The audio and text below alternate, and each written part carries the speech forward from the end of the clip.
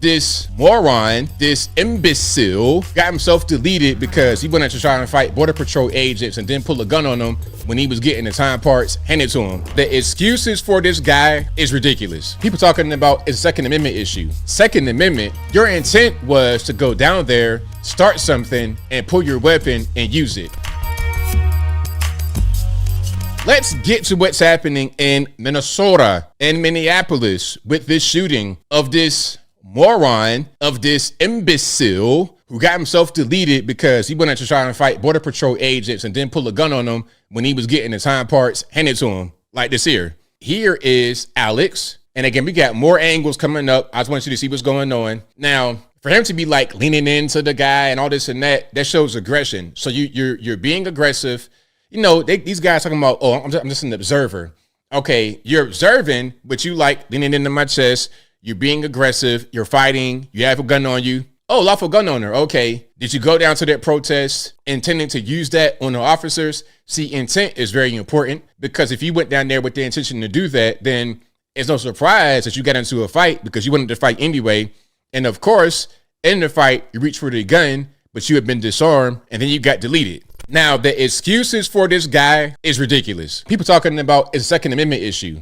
Second Amendment, okay, if you're going to be a person who is lawfully carrying your firearm, there are certain things you can't do, like antagonize people and get into fights, and you could totally avoid the situation. Because what people do sometimes is that they arm themselves, legally or not, and go to places, get into trouble on purpose, so they can use a firearm against whoever is doing something to them. They want to say, oh, well, self-defense. No, because your intent was to go down there, start something, and pull your weapon and use it. I was reading comments. People say, oh, he's a lawful gun owner. They shouldn't have killed him. Huh? You can't try to fight cops and Border Patrol and ICE agents, and then when you're fighting them, try to pull your gun out. Like, you're totally in the wrong. You were wrong from the beginning by trying to fight them and then trying to pull your gun. You did two things right there. Yeah, they're going to go ahead and just delete you because you already fighting them and you're going for your gun. That denotes intent to use the gun on the officers. So before the person on the ground, the guy, Alex Pretti, before he's able to get that weapon and shoot the officers, they got to go get him when they see him reach for it. They didn't already told him, stop resisting. Rather than doing that, he escalates it by trying to reach for the weapon. You can't do that. Same thing with the lady. You can't try to hit a cop with a car, brush them, bump them, whatever. You can't do that because they're going to say, okay, deadly weapon. I'm in danger. Pop, pop, pop, pop. Now you dead. Now you dead. This, before we get into that, this is just the scene. This is what it looks like out there in Minneapolis. You're talking about Call of Duty map right here. Check it out.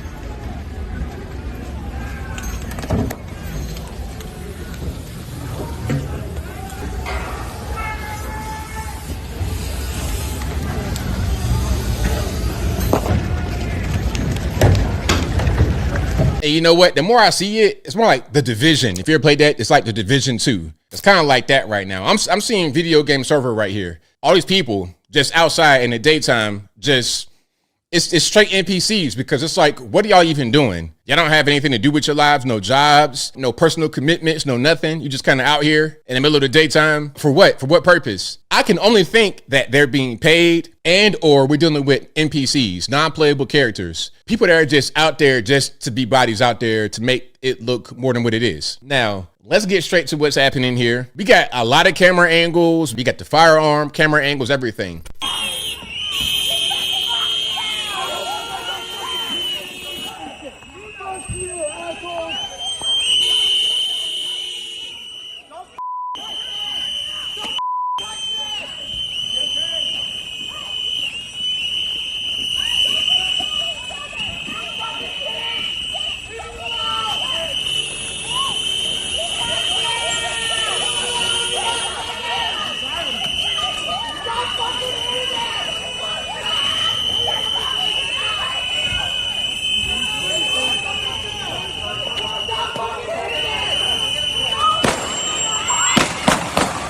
Now, from that angle, it's kind of hard to see. Let's go back through it a little bit. So I think you have Alex right here in these tan pants, if I'm not mistaken. That's him right there. getting sprayed. And then he begins to struggle. That's what starts it. He begins to struggle. And then at a certain point, gun comes out. He dead. Oh, we just getting started. Hey, but yeah, I want to see more. We just getting started. Don't worry about it. Hey, I got you. Just sit back and relax. Now watch this.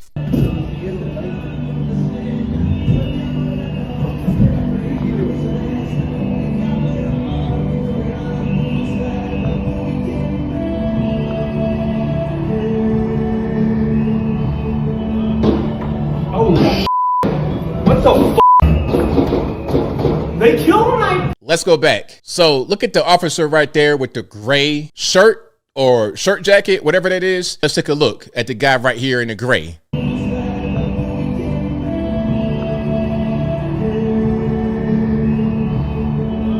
So right there, it looks like he may have been able to disarm him. That's what it looks like. The problem is people see this and they say, well, the cop or the Border Patrol agent, whoever that is in the gray, was able to disarm him from what we see, from what we think. Therefore, there shouldn't be any shooting. But him leaving with the gun happens right when the shot goes off. So maybe the officers don't see that he did that, because I think the guy on the ground, Alex Pretti, did not know he was disarmed. If you are the Border Patrol agent, you're fighting with this guy, he's resisting, he's just not allowing things to happen properly, and he reaches for his waist, what is going to be going through your mind? He's trying to get a gun, and you got, again, a split second to react. He could draw that weapon, shoot one of y'all, and it's over with.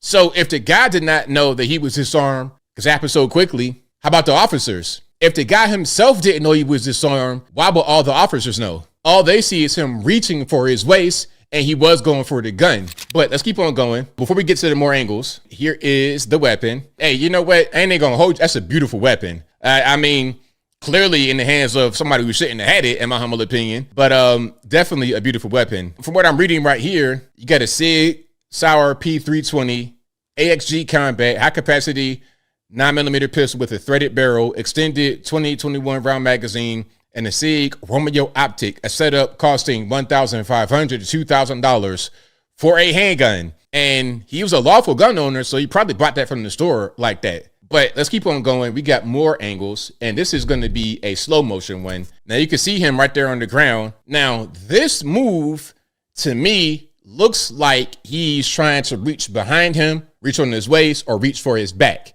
He's trying to reach for the weapon, okay?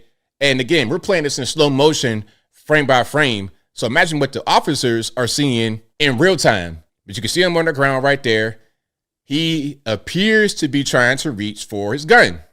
Now, at that moment, see the officer right there? Apparently he had it. Apparently he had the actual gun. And we're going to another angle that shows an object in Alex Pretti's hand. For all the Border Patrol agents know, the object in his hand was the gun that he was reaching for, but it had already been disarmed a split second before the gunshots rang out. Let's keep on going. Okay, and then, boom, there goes the shooting right there. Just that quick. And we're playing this in super slow motion. This is a 15-second clip, but really, if you put it into like real time, maybe like 5 seconds. Well, we got another angle to look at. You can see Alex on the ground being covered up by one of the agents, I suppose. Now, take a look right here in this white circle. So something happens right there. Does Alex shoot his gun first? Does an agent shoot their gun first? Somebody shot. And you can see the officer with the gray right there in the back. Now, at first, officer in the gray is right there. See, right here where my mouse cursor is, right there. That appears to be him. Okay, and as the split second he goes that way is when the gunshot happened, right there. See, everybody reacted to something from right there. Okay, now we have more. This might be like the best angle. Say the best for last. Okay, now look. You can see there's Alex right there. They're trying to get him down. Or keep him down. And then here comes the agent right here reaching for his weapon because it looks like he's trying to reach for his. Okay, let me continue. And then I think he might be the one that shot ultimately.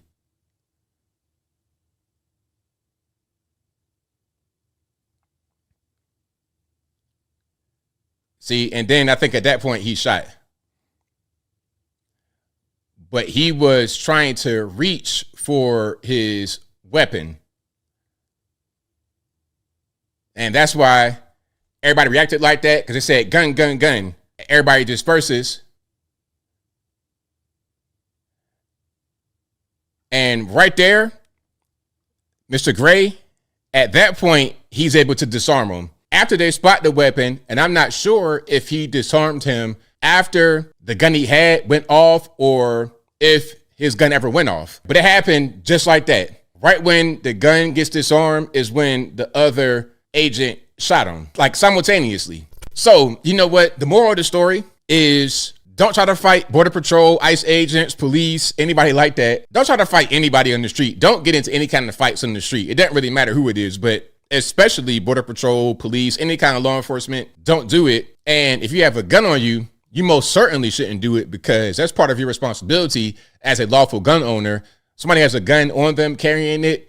You're supposed to avoid confrontation because, again, people sometimes get into confrontations just for the express purpose of using their gun and trying to claim self-defense.